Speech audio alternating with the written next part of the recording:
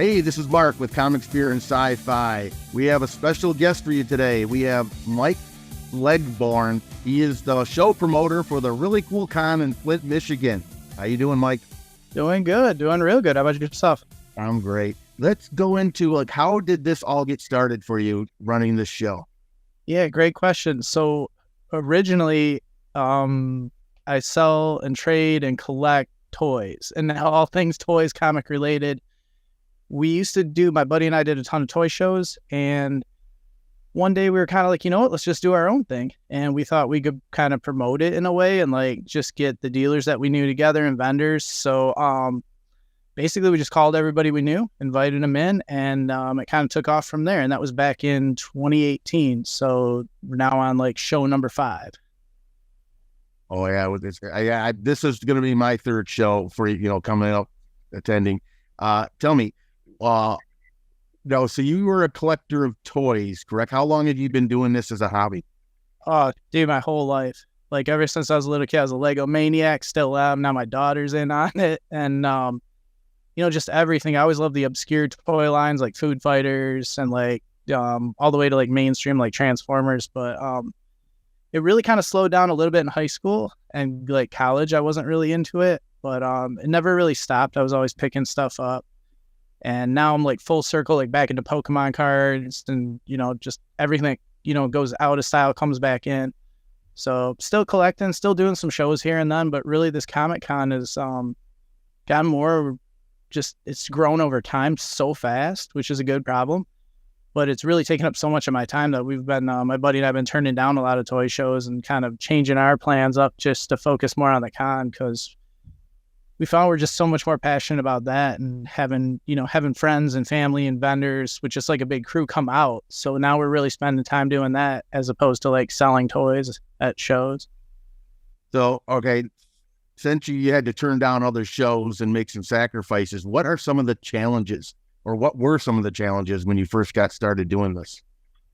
Man, I mean, the biggest one was just, that's a tough question. I mean, truthfully, it's really like when we started, we didn't have a proof of concept, right? So like it was me like pitching to people like, don't worry, it's gonna be cool. We'll advertise, people will show up, like people will buy your stuff, it'll be worth your time. And I always felt in the beginning like I really had to sell it until we had folks like you guys come out and other folks come out. We hired a videographer to like document it to get proof of concept. It seems like once we had proof of concept and once the word kind of got out, like more vendors told everybody about it. And the same with attendees, word of mouth spread. That's when we really took off about like year 3.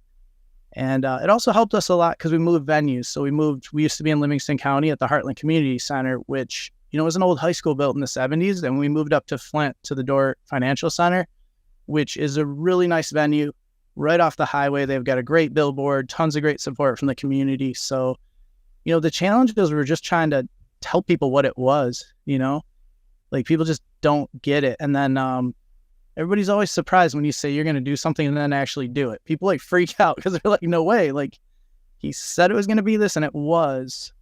So that's a really long-winded answer, but yeah, that was the challenges.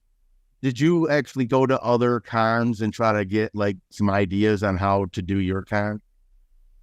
Yeah, so my buddy and I, and I was fortunate that my parents took us to cons when we were little. We used to go to Motor City like back in the day when it was at the old venue with like they had like a motor sports like museum thing there. Hall of Fame is right there, yeah. Then that building was kind of like torn down or repurposed or whatever, but like we still I have like the programs from like 92 and like 89. And then it used to be like over in Livonia there, or not Livonia, they first had it in Dearborn. That's what I was trying to think of. Hotel. Yeah. Like we've been going to local shows, and then on top of local shows, it really opened my eyes, like going to like Chicago and seeing like C2E2 and that stuff and Wizard World when Wizard was big. And the one that really though, like really popped off for me was going to Star Wars Celebration.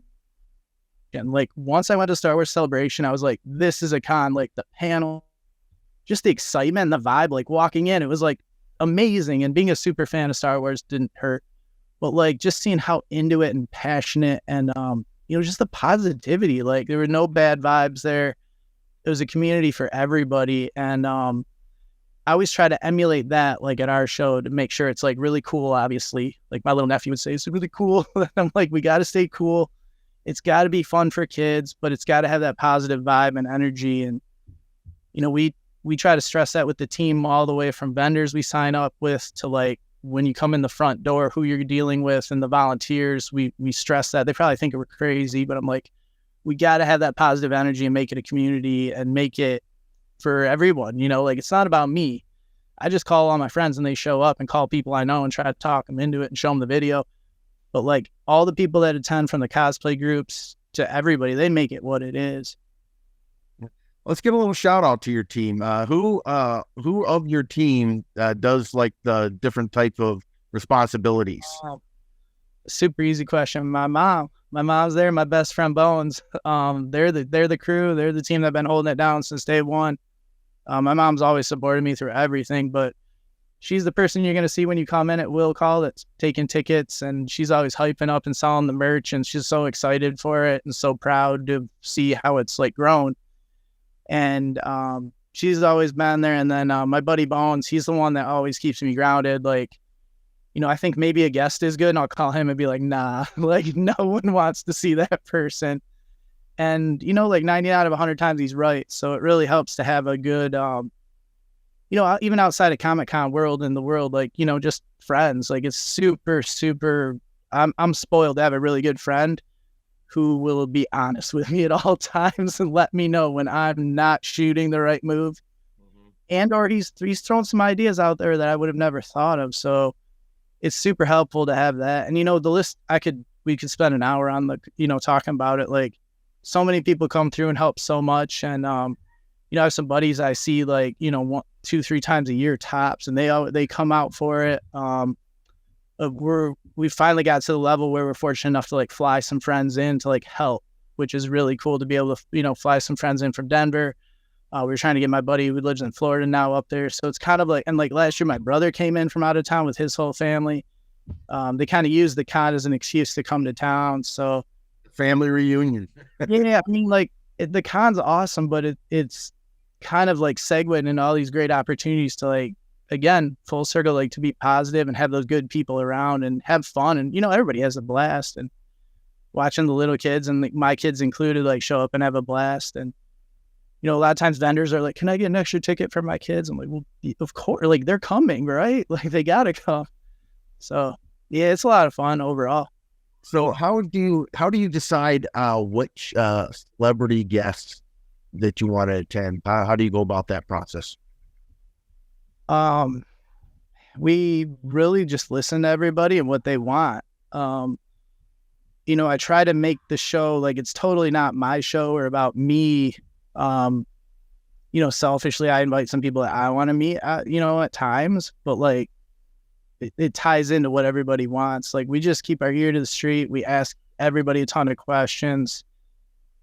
And I mean, really what people are wanting is what we're trying to bring to the show and give back to everybody. Cause like I said, I mean, we just put the show on and everybody shows up. So we want to bring people in that they want. And of course, I mean, I won't bore you. We shoot for the stars. We try to bring in some serious names and some serious folks that are in big, big comic projects and stuff. And, a lot of times they don't make it. So what'll be cool is over time, hopefully we'll get more and more people out, and people are starting to hear about the show, and hopefully the buzz grows more that we bring in more and more comic guests. But, it's tough because a lot of IPs are getting different, like different things happening, and some of that stuff's aging a little bit, so to speak, or in and out of popularity is probably a better way to say it. So, we just kind of do the best we have. And a lot of times people ask me about the budget. I'm like, it's totally not about dollars. It's about like, who can we get out, who's going to fit our brand and fit in the show. Cause we don't want grouchy people, or we don't want Hollywood people, if you know what I mean. Like, it's just not going to be fun for attendees then. Yeah. Now when it comes to like the vendors, you probably have your favorite type of vendors you like to bring into the show, but do you have to have that balance between toys and comics? Do you consider all of that when you're organizing the show?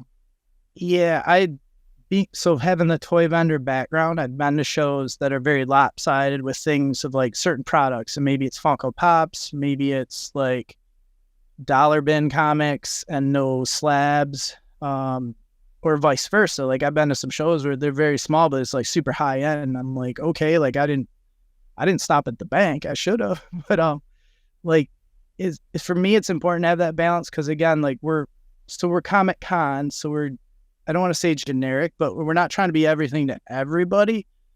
But if you're nothing to everybody, that's not a fun show. So definitely when we get like 2-3 vendors that are solid Funko Pops, like that's a wrap on it. And but we got a good buddy last year came out for the first year. He did like swords, and I was like, dude, you're good. Like you're our sword guy. And that you have to have a little niche. Yeah. Yeah, but like we're not gonna bring in like 2 or 3 or 4 sword guys because like I think it's weird, and it's just not the best for the brand, which ultimately our brand is what customers think of us. So if they're coming, they like it. So we'll try to have that balance to your point. So short answer, yeah, I think it's super important to have a well-rounded type of vendors. Can you like name some of those vendors that some of our viewers should probably look out for when they come to the show? Like a little bit of comics, a little bit of toys, a little bit of some oddity type stuff. Yeah, I mean, so many of them. We'd be on the call all day to name them. It really. There was a kid he used to skateboard with friends of mine, and now he's running State of Comics. Oh, yeah, Ryan, yeah. And so I remember his shop was a lot smaller. He was still doing some screen printing and stuff, and he was like, "Dude, you used to skateboard with Drew," and like we like reconnected. I'm like, dude, we like know each other, but like we're never like best of friends, if that makes sense. But like through acquaintances, so it's been really fun to like watch him grow and his success grow with his shop. Oh, it's a really nice store. I've been there numerous times. And I mean, he's awesome. And then like some other vendors, like there's a guy, Brad, who like, he has like the quirky stuff. And now he's like saving the quirky stuff for me to check out. And I'm like, yes, Brad, like. We know Brad Richards. Yep. He's a great guy, great vendor, always has some good stuff. I've bought a lot of stuff off him because I buy that quirky stuff.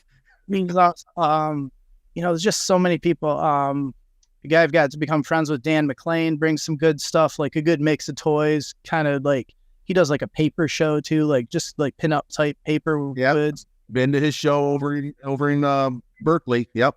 He's awesome. And then, I have to shout them out. Lou up there at Comic Relief in Flint. He's local. Dude's awesome. Every time I stop by the shop to like drop off flyers, I'm like, I shouldn't have stopped here because I'm just buying stuff. And I love his model too. Like they load up the truck with the whole store and bring it out. Like it's so dope. Like he really embraces like doing the show. Man, like I said, I feel bad because there's probably like 20 people I'm forgetting that I should for sure mention. But I could probably bring up some names like, the Geeky Experience. Oh yeah. Yeah. Those guys. Yeah. The family. Yeah. Another guy, gosh, I'm blanking on his name. Please forgive me. He does the wands. Gosh, I'm blanking on his name. That's all right. He's been with us since day one. And, besides vendors like the League of Enchantment, they came out to our show year one. We know Maya. I didn't really know about them, and I was like watching them progress and grow as well. It's been awesome. Like, I mean, our show moved from an old 1970s high school with lockers, and like they've also grown, and now I get to go to their gala and give back and watch their stories. So it's just really cool to like see everybody like on the come up, so to speak, and now like getting involved with you guys, like talking to you guys, and just widening that net of like being around really good people has been like super rewarding, way more than like running the show is. Meeting the people and watching. I mean, dude, those guys doing hospital visits, like that's seriously positive, good stuff. Like there's nothing I do that's on that level. Like I need to join the league. I got to get a cosplay together. Like that's the next step in the evolution of it, Mm-hmm. Well, and now let's talk about this upcoming show. It's this August 5th and 6th. That's a Saturday and a Sunday. Tell me, what kind of special events you got in store for us at that show? Probably the biggest one in terms of like a new special event is the video game tournament. So last year we did like $1,000 cash to throw into the prize pool. and it was received really well. So this year we're doing 5K on top of like the pool. So there's a ton of money to be won if you're good at video games. I am not, so I will not be any competition for anybody. But they're doing Mortal Kombat 6, MK11, Tekken, Super Smash Ultimate. The guys over at Grand Finals Gaming, that's another Garrett over there and his crew, another person I should have shouted out immediately. Like, they've been with us. They showed up from the start in a funny story I'll save for another time. And they've been with us and super helpful. Even like recommending guests too, like, and volunteering and doing airport pickups. And they're just, the Grand Finals Gaming's the crew.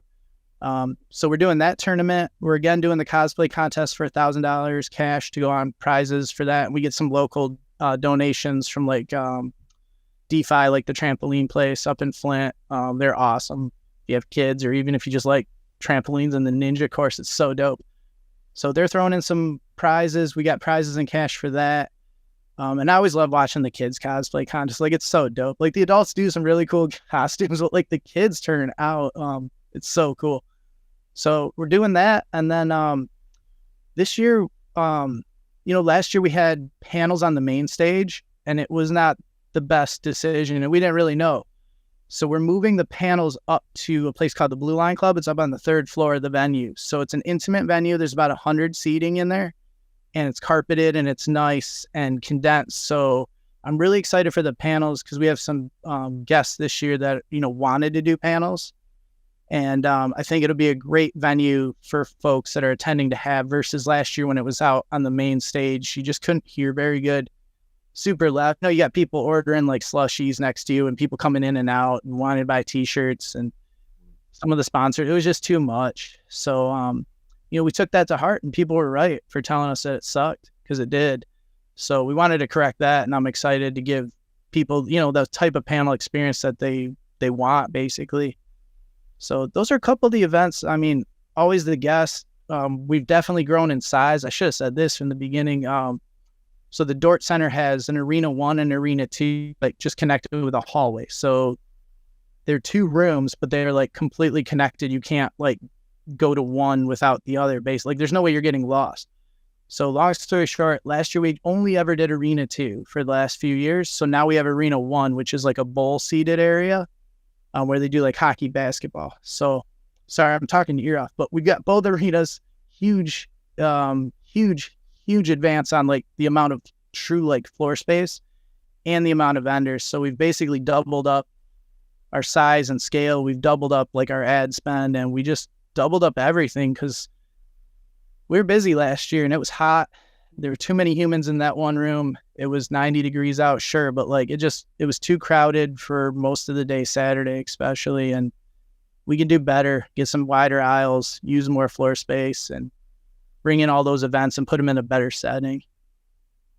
Let's talk about some of the guests you have coming. Tell us a little bit about who's going to grace our presence. Man, I'm so hyped. So we finally have Jake the Snake. We booked Jake the Snake Roberts pre-COVID. You know what happened. Everybody knows the story. We've been working to get him back, and finally the schedules and everything worked out. So I'm super hyped to have him come out to get into the wrestling mix. Sergeant Slaughter is in town because we're the same weekend as SummerSlam. He's already in town and reached out because he was a past guest and he wanted to do the show again. So he's going to come by Saturday afternoon, be there all day Sunday. So I'm really excited for him to come back. And the guys from the Finest, the G.I. Joe group, they're bringing out the Triple T tank. So we're going to have that there for Sarge. So that'll be cool. That'll be a really fun experience. And outside of them, we're bringing in Kate Sarkisian, who's a cosplay model, basically. She's awesome. She does some killer cosplay. And this is the first year we're bringing in kind of like an international cosplay guest. So I'm excited to have her there and excited to, basically go to her panel and like learn more about cosplay and crafting and creating. And then we have Susan Van Camp, who's a magic card artist back from like my era of magic cards, like in the beginning. So I'm really excited, and she's a local gal, so it was really cool. And she's done some small events, she said, so she was excited to like come out to this one and feeling good. Another person who doesn't do a ton of events is Shannon McRandall, who for Star Wars heads, you'll know, like she was Mara Jade when they did the video game, and back like, in the I don't know what you'd call it. I don't want to get beat up on the verbiage, but like EU era of like the 90s pretty much. I think it was like Activision did the video game or something. I could be way wrong, guys. I don't know. So she just done some magazine covers as Mary Jade, the card game and stuff. So I'm really excited to have her out because I'm a huge fan of like that era of Star Wars. So I'm pretty much dating myself. But that's cool. That era was dope for Star Wars when like Thrawn was first introduced and Shadows of the Empire and like all that cool stuff. Anyway, let me digress. Back to guests. So then we also have a ton of anime and video game actors and actresses coming in. And a lot of Attack on Titan people, which I'm a fan of, and Demon Slayer. We have Kira Buckland, who's big in Demon Slayer and Nier Automata. Just also in JoJo's Bizarre Adventure. Kyle Hebert, who is like the voice of Ryu from Street Fighter, basically, which is pretty dope. And he's also a big deal in, was it Dragon Ball Z? He's a big deal. He's Gohan. And gosh, probably like 100 other things I'm forgetting. Oh, he's also My Hero Academia. We have a lot of My Hero guests. Let's see who else. Jamie Marchi. I probably said her name wrong. Jesse James Grell, credited as Josh Grell. He's in My Hero. Also in like High School DxD with Jamie. They're like two leads from that anime. Man, my head's spinning. There's so many. That's why I love like the anime. I love anime to begin with, but it's cool to bring them in because they're always like, each person's like 2 or 3 like leads from an IP. So it's really cool to have that crossover. Gosh, who am I forgetting? Oh, Bryson. Bryson's coming in. He's in Haiku. He's like the lead. Admittedly, I've not watched that. I need to get caught up before I got like 3 weeks to get caught up. So I'll get it done. But yeah, that's our guest list in a nutshell. I'm sure I'm forgetting people. I apologize. Well, they can go ahead. Yeah, we just got Ethan Page from AEW. He's coming out. He's going to do some vlogging and his toy review, not toy review, but like his toy hunt. That dude's super cool, and I was very happy to add him in. But yeah, definitely like check out the website. That's got the full list. Most people can just Google the information if they want further information on your guest list and other activities going on. Yeah, definitely. I mean, we got a Linktree in the Instagram, but like you could check Twitter, Instagram, Facebook too. And the website, really cool, comiccon.com's got all that stuff and the schedules for all those events. And Grand Finals Gaming, they have a separate website. Like it's all linked up, but like they have a separate sign up for video gamings to pre-sign up, but you can do it the day of too. So, and the same with tickets. I always forget to tell folks, and it's a big question, is like you could pre-order tickets. You get the wristband in the mail if you pre-order before the 16th of July. So you got like, 5 days? You just walk right in. No lines at all. If you want, you can come to the venue, get them right at the box office. We're going to have 4 box office windows open at all times to avoid any lines. I hate lines. I don't know. People take photos of lines. I'm like, I don't want lines. Like, I want to take a photo of no line, basically, to impress people that there were that many people there. We didn't have a line. Yeah. So you can come up and you can pre-order and pick it up at Will Call. You can pre-order before the 16th, get it mailed to you, or you can come up to the 4 box office windows the day of, anytime. And our goal is to breeze everybody in. The only time people have to wait is to get through security, but I mean, once you hit so many attendees, it's kind of nice. Like, security's welcome, in my opinion. And the price is very reasonable. It's like half the price of what the Motor City Comic Con charges, and so it's a really good deal. In their defense, they got quite a bigger guest list and more going on. You get what you pay for when you go to that con. You know, it's just a different. We're like a totally different event in a way, because it's just a different vibe. I think, like, completely different vibe, and two levels of excitement, but like it's different. But yeah, we try to keep free parking because, man, like, I don't know, I have kiddos, so like by the time you pay to get in with kiddos, pay to park, like Motor City's a little bit hefty, so we just save for it and have a good time there too. I got a budget better to go there than go to a show like ours, so try to keep it, 20 for Saturday, 15 Sunday, and then free parking, and kids 10 and under are free, because like I feel like if kids aren't free at that age, like we're doing it wrong. Like, what are your future plans for your con? Like, what Where do you see yourself in 10 years? When we started, we had a very, I don't want to say rigid, but we had a very organized plan of like years 1 through 5. And we had some things that we really wanted to accomplish that we thought were important to growth. And we probably went a little bit like nerdy business on it, more so than we should have. But it's been really helpful because we were able to kind of checklist those things off and accomplish them. And now that we're in year 5, we've been able to do a lot of things that we wanted to and grow to a good spot. I never thought we'd do it this fast, but it's always been good problems.